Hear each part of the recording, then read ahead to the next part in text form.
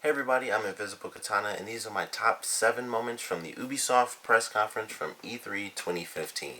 The reason I have 7 is honestly because I just had 7 moments. I wasn't going to take it down to 5 or randomly throw in 3 to make it 10 because they just mattered. They weren't honorable mentions, which I believe I did last year. Um, it was just like I just have 7 moments that I really, really enjoyed, so I just have 7 and I just have a weird number list. But going straight into it, South Park Fractured But Whole. That was definitely a great start to the press conference. Definitely funny. Um, it was surprising too. I think a lot of people were shocked by that because it was like, well, here's it's South Park: The Stick of Truth.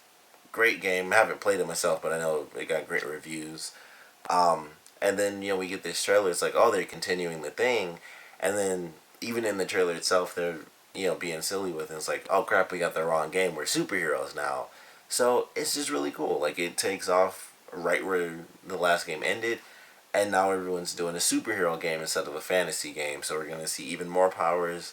I think one of my favorite things about that is I don't really remember too much of sort of the fantasy stuff from South Park outside of like the Lord of the Rings thing that they did, and I'm sure they've had some other episodes, but I really remember like their superhero stuff. I remember really really well, especially I guess because it was a lot more recently. But they had that. They had the whole ninja episode which is just one of my favorite episodes of South Park.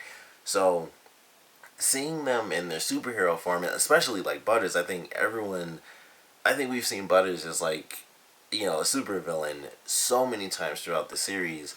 It's actually kind of great to have that. I think that stuff is a lot more recognizable than when they had the kids doing like their fantasy stuff because we've seen them do superhero stuff way more often. So I think that's actually just really cool because we'll get to see, all the costumes that they've had. Carbon's going to be the coon and just all that stuff, Mysterion, and all those different things. So I'm actually really excited to see a lot more of this game. And I know it's South Park. They already did a great game before, so who knows how the heck this next one's going to be. They're going to try to amp it up like they do with their episodes. So I thought that was a great start to the press conference. Really silly.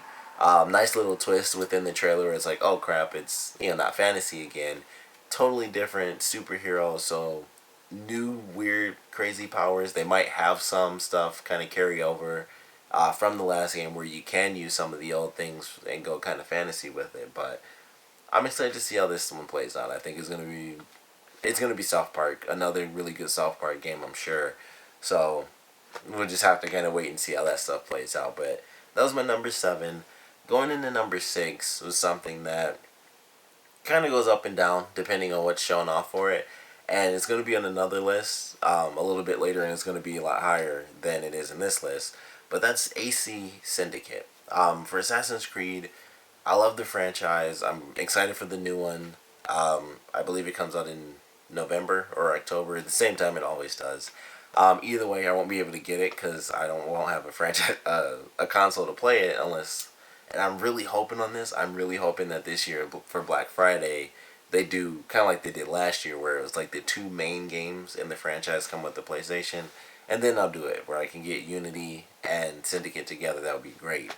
But I'm still 2 games behind. I'm still on Rogue right now. So that's where I'm at right now. But I'm still excited for Syndicate. The reason this one's kind of low on my list though is because it's like, I still love the franchise and everything, but really this was kind of like our how they normally have the CG trailer as the announcement trailer. Instead, with this game, they gave us like full on gameplay as the announcement trailer, which we haven't had since I believe the very first Assassin's Creed, where it was all in game footage for the announcement trailer. And so for this one, it was like their first real CG trailer that we had, and it was like, oh, that's cool because every year it's like here's an awesome trailer with a cool song, and it's just awesome to watch. I don't think it beats Assassin's Creed Unity's, which I think that's probably my favorite trailer that they've done. I like a lot of the other trailers, but the music they have for Assassin's Creed Unity and the way it played out and how it was very serious and dramatic because it was during the revolution and everything, it was just kind of like the perfect trailer that they've done, and I liked a lot of the other ones too, like Assassin's Creed 3. But the music was just really good in the Unity trailer, and everything they showed off was great too, especially considering that was when they were pushing 4-player co-op, which sadly isn't in it. I haven't played Unity, but obviously with all the issues that came out of that, kind of been axed. So yeah, it sort of sucks, but at the same time, it didn't exactly play out. So yeah, it is what it is. But it still looked cool. But it was kind of just like, here's that CG trailer. And of course it showed off Jacob again. And I think one of the biggest moment was when he like jumped off the carriage and the horses fell in the water. I really noticed that. I was just like, man, those horses did not make it. Like that was really the big thing that caught my attention in that whole trailer. It was like, those horses died, and he just Spider-Man out of there. He was like zip line, and here's a train. I liked the trailer. I thought it was pretty cool, but ultimately it was just, here's the first CG trailer, and we did get another one. I believe it was at the Sony press conference, which was way cooler with his sister. But I'll get to that. You can check out where that is on my Sony list once I officially figure that one out. But I love that trailer. That was really freaking sweet. Number 5 for me was actually Rainbow Six Siege. Last year when it was announced, it was really, really cool to me. I thought the destructible environments were really sweet. They were putting the charges on the walls and blowing them open. They blew through a floor at one point. They had like the RC cars and all that stuff. And this time I thought it was still really cool, but ultimately it felt like it was kind of the exact same thing to me. It was, here's a team on the inside and here's a team on the outside breaking into the house, scanning it and things like that. And instead of it being for a hostage, it was for them to disarm a bomb. So it was still cool. We got to see a different house. It wasn't the same house as it was last time.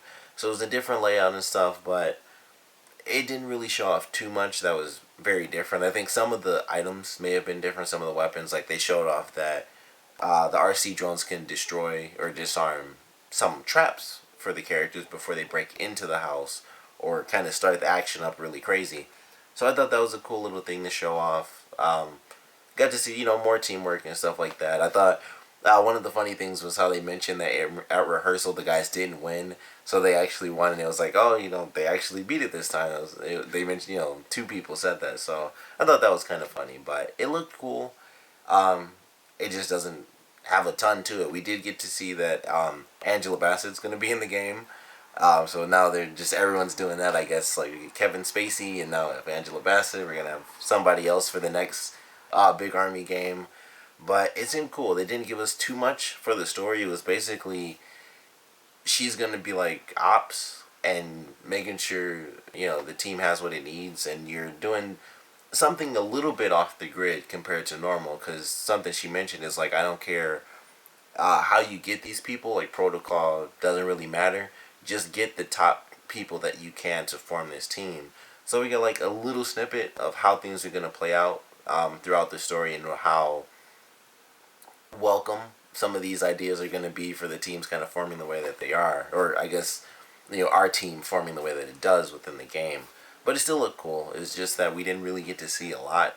So it was kind of like, still looks sweet. But ultimately, it was just like a 4v4 thing. If they showed more of the story, I think I would have enjoyed the trailer a bit more. But it was just, let's go into this house like we did last time, and, kind of disarm this bomb instead. And it like I said, it still looked cool.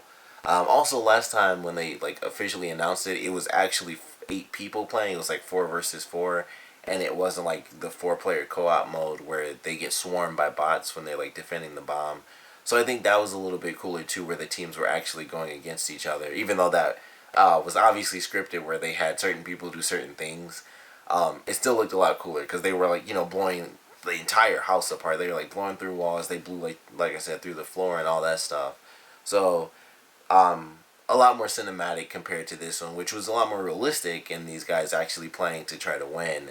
So it had its balance, where it was like they weren't doing it just to show everything off. They were doing it to show, this is what the game's gonna be. Here's another mode as well. So I did enjoy it, but it wasn't the craziest amount of stuff that they could have shown for the game. And like I said, we still didn't really get too much of the story. So I would have loved that. We did get the fact that they're going to be putting in.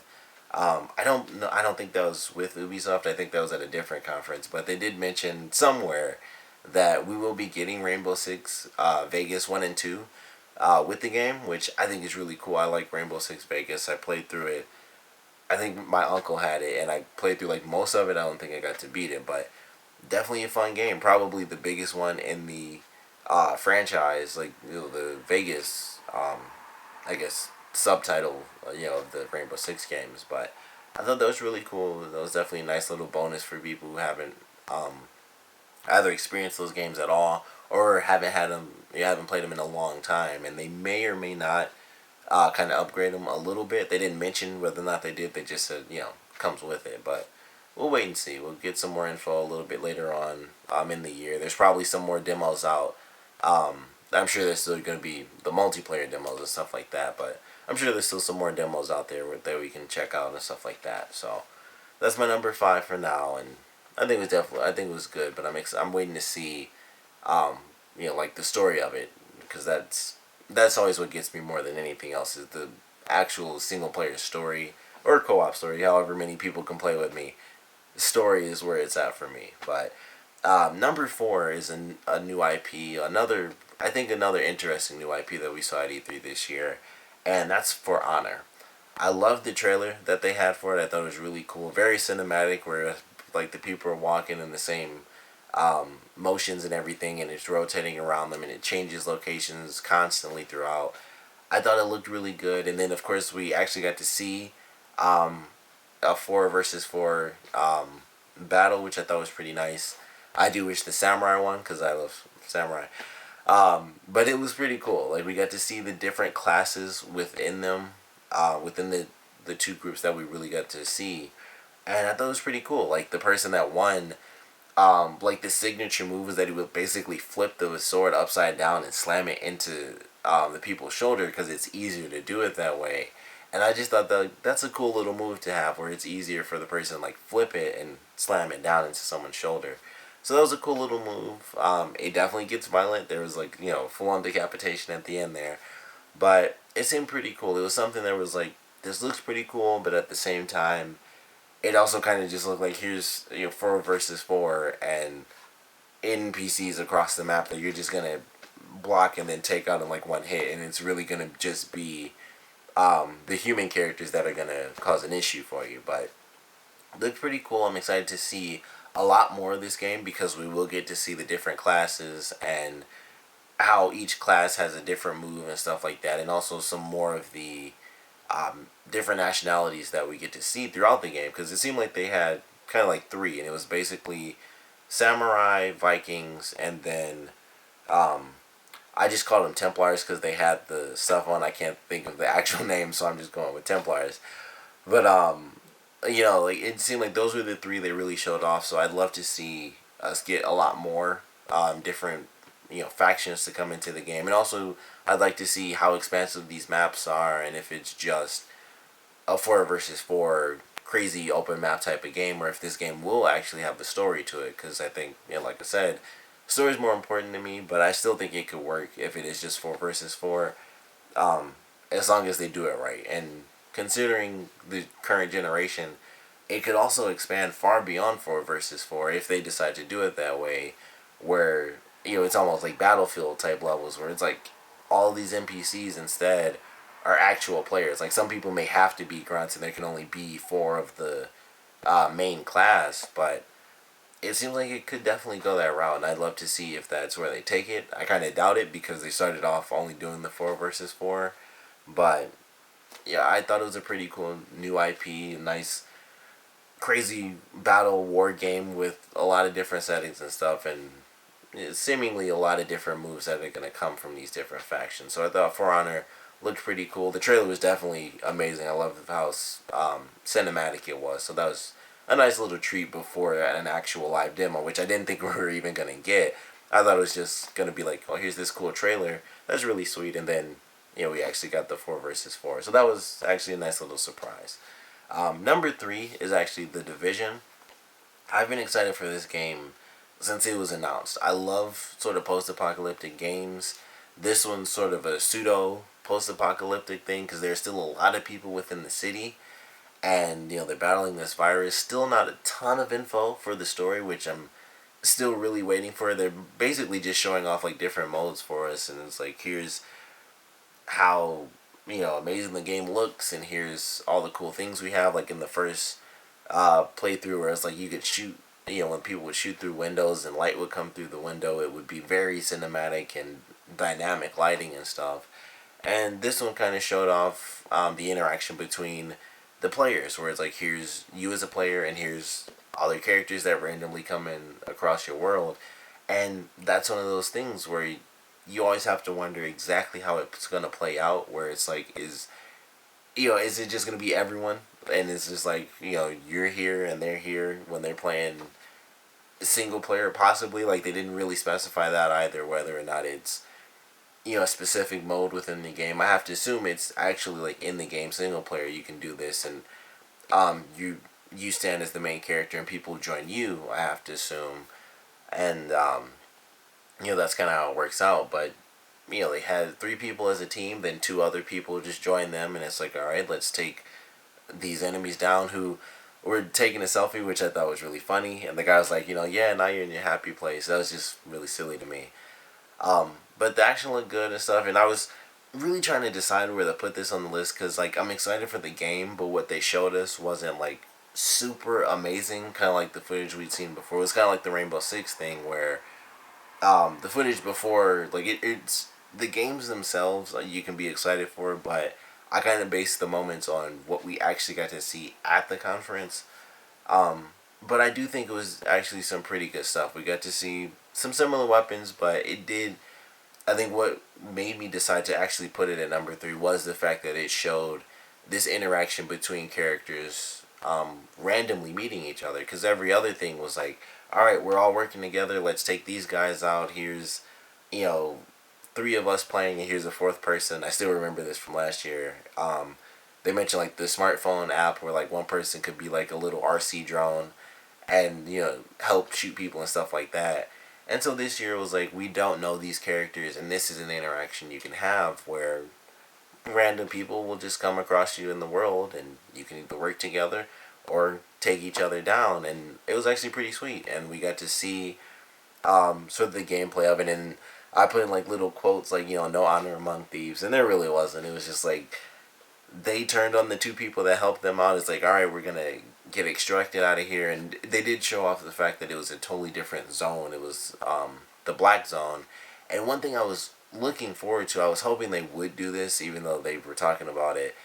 I was hoping that they would fight the cleaners, because we got the trailer for that last year, I believe, as well, where it mentioned like, these are like the tough enemies in the game. They have like flamethrowers, and they're basically the uninfected people, and they're trying to take everyone else out. So I really wanted them to show that off, but it was really clear, like the fact that they didn't fight them, that the focus was, here's human to human interaction, and they get extracted at the end and stuff like that, and you have to wait and worry, this anyone gonna see the flares and come after us? Maybe NPCs, possibly human players as well, like someone's getting extracted, which means they have loot. So it's a lot of cool elements that they didn't exactly talk about, but that was kind of the point of the sort of time thing. Like, this flare goes up, other human players can see that and decide to come and attack you, and then they unfortunately attack the 2 people that helped them, and then they the one guy kind of attacks his other friends, and they mentioned they had like the little signal and stuff like rogue agent eliminated and stuff like that. So I don't know exactly how you're classified as a rogue agent. I guess it's because all real player characters are considered on the same team until they attack each other, and then you're considered going rogue. But I did enjoy it. I thought it was pretty cool. It was like, okay, well, didn't show off a ton of stuff, but it still got me really excited because it showed off real player interactions, not just like, oh, here's all the stuff we've seen from this has admittedly been super scripted, but it's because they're showing off very specific stuff, and I enjoyed what they showed. They showed off, here's player interaction, and here's how we can go wrong even with friends. So I did still enjoy it a lot. I can't wait to see more on the story from this. I remember the trailer from last year was like mind blowing. That was like a great trailer. The sort of fast forward thing. Um, but the footage they showed was pretty cool. What they focused on was nice with the interactions. They kind of showed off the fact that there are things in the world to loot. If you defeat certain people, certain crates are there. You get certain really good items and stuff like that. So showed off a couple cool things, and I definitely enjoyed it. It does have me excited. I I don't believe. I think they did announce a date for that. I can't remember what it was though, but I'm just waiting for that game to come out because I want to see and experience this. Destroyed New York City. I think it just looks really cool. It takes place in the winter, which I always kind of like that because I feel like not enough games do that. Where it's like this game takes place in winter, and if it does, then it's probably not destroyed and everything's like crazy post-apocalyptic winter. So I'm glad that they're doing that for this game. I'm excited for what other footage we're gonna get from the game as well. And moving on to number two is actually a really weird thing to have on my list. I guess I shouldn't say it's weird, but it's surprising for me, and that's actually TrackMania Turbo. I personally don't think I've ever actually heard of TrackMania until it was basically announced that TrackMania Turbo was coming out, and I just liked it. Like that was one of the things where it was like I don't know if I'm gonna put the Division at number two or number three, and for some reason, TrackMania just got to me. It just looked really cool. Like I said, I'd never seen it, so it was basically a brand new IP as far as I was concerned. But it looked cool. It's just like a fast-paced racing game. You could make tracks the way you wanted to. Even in the thing, the guy failed that one time because he went up the hill a little too fast. That may have been on purpose. But either way, it just looked fun. It was like it's a super fast-paced racing game, different type of vehicles and stuff like that. Make your own tracks, loops and flips and jump off stuff. Going the wrong speed, their back and tip up like they had it in the trailer where one car just hit a pole or it like hit like a tower they went through, just like boom, and it just flipped off and it was gone. So it just looked really amazing to me. Like it just looked cool that you could build these tracks super high speed. I did hate the fact that every time in that very first race, every time he went through a checkpoint, it was like checkpoint, and he went through like a dozen in like 3 or 5 seconds apiece. So that was a little annoying to me. I was like, I wish they didn't have that every single second, but it is a super fast-paced game, and I guess that's why they do it that way. But Trackmania got me. It just looked really cool. It was like, I think I'm gonna get that game and just make levels and play on other people's levels and just race and have a ton of fun and enjoy just a new insane racing game that I haven't experienced yet. So that's why it kind of hit me as number two. And then my number one, and I've been taking up almost half an hour already. Number one for me is Ghost Recon Wildlands. I think that was probably the biggest shock, I'd have to say, from the conference itself, was that this was Ghost Recon. Like, if it was another game, it would have been really cool.